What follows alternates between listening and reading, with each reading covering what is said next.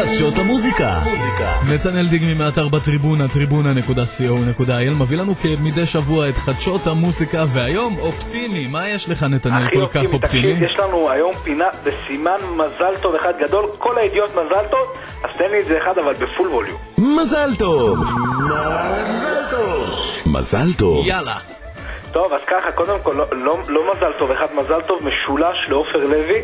הוא חוגג חגיגה משולשת, הוא חוגג גם את יום הולדת הבת שלו אמילי, וגם יום נישואים עם אשתו אושרית, וגם צאת הסינגל החדש שלו, חיכינו לך. ואתה יודע מה?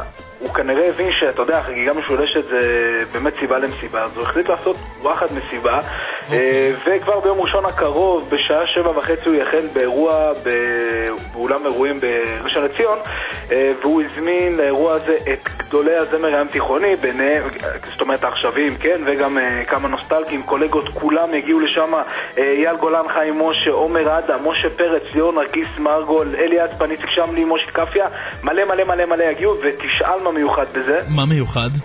שזהו, שכל אומן, בעצם כל האומנים יעלו בזה אחר זה לבמה שעליה יעמדו למעלה מ-20 נגנים שלבו, וכולם ישירו שיר עם אופר לוי. כולם יעלו לשיר, וכן, על אותה במה עם אופר, אחד אחרי השני, כולם, וזה יימשך עד השעות הקטנות של הלילה. יפה, מזל טוב גדול, אופר לוי. אז אין ספק שאופר לוי יודע לחגוג, ועוד מישהי שגם מגיע למזל טוב וגם צריכה לחגוג, מאיה בוסקילה, זוכה הגדולה של חי בללה לנד 2. כן, בגמר שקרה אתמול, לקחה מקום ראשון, ומי שהגיע אחריה למקום השני היא שרית אביטן, והשאלה שלי היא, מה עם שיר לוי? מה עם שיר לוי? הוא היה האימור שלי, אני לא יודע מה איתך. אבל טוב, כנראה שרון פר לא כל כך מחובר פה לזה, אבל לא משנה. בכל מקרה, מי שלקח מקום ראשון זה מאיה בוסקילה. האמת שמזה לא הופתעתי, כי אתה יודע, היא כזה לא 100% ים תיכוני. זה די שקוף, כן. בדיוק. אבל הייתי מצפה לפחות ששיר הגיע למקום השני, לא קרה, לא נורא. מזל טוב למאיה בוסקילה, ואנחנו נמשיך לעוד אחד שמגיע לו הרבה מזל טוב. עוד מזל טוב? עוד מזל טוב, אמרתי לך רק מזל טוב. אז רגע, אם ככה אז תן לי עוד פעם. מזל טוב. מזל טוב. למי? רגב עוד. וואלה. ומה עכשיו? מה עכשיו? ספר לי, אני יודע, ספר למאזינים כאילו. טוב, אז אני אספר להם. רגב עוד ואשתו אלן בהיריון. יפה. כן, ואתה יודע כבר איזה חודש? רביעי, לא? רביעי. איזה תותח אני. תותח. ואתה יודע מתי הייתה חתונה לפני? חצי שנה. 3.5 חודשים. 3.5 חודשים. וואלה, זה אומר כן. 3.5-4 חודשים, זה אומר שאני לא יודע אם זה היה לפני או ממש מיד אחרי, אבל כן, והם שמרו על זה בסוד, והאמת שזה פשוט נפלט החוצה, הם גם לא התכוונו להוציא את זה בכלל, וכן, וזה הייתה איזשהו... מישהו סיפר את זה, זה לא הם, לפי מה שדיברנו עם רגב עוד, הוא אמר שכנראה מישהו ראה אותו בבית חולים והוציא את זה החוצה, וזה הדלפה בסופו של דבר. אבל זה נכון. אבל זה נכון, כן, הוא נשאר את הידיעה, והוא אמר שהוא לא רוצה להוציא את זה, גם אלן בכלל התנגדה להוציא את זה, אתה יודע, עין הרע וכאלה, אבל זהו, זה יצא החוצה, והרבה מזל טוב. יפה מאוד, מזל טוב, רגב עוד. זה נובעת, לא? אתה יודע כבר?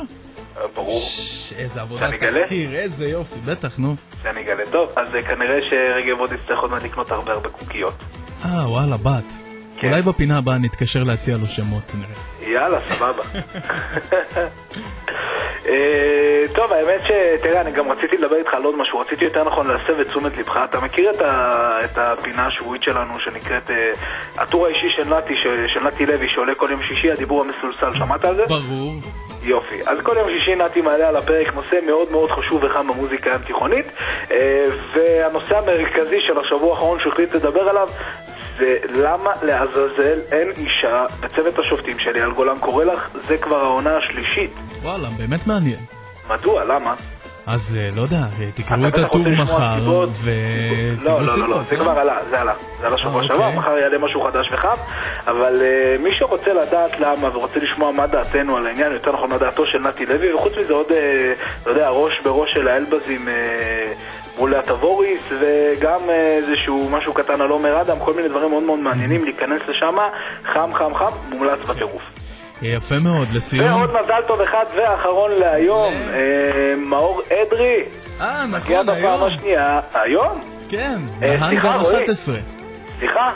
לא, בוקר טוב. בוקר אור. אני גם חילקתי כרטיסים בתוכנית, לא, לרגע ברח לי מהראש. תבין מה אתה עושה פה בכלל? כאילו... לא, מזל טוב מאור. אני גם מגיע הערב, שזה בכלל...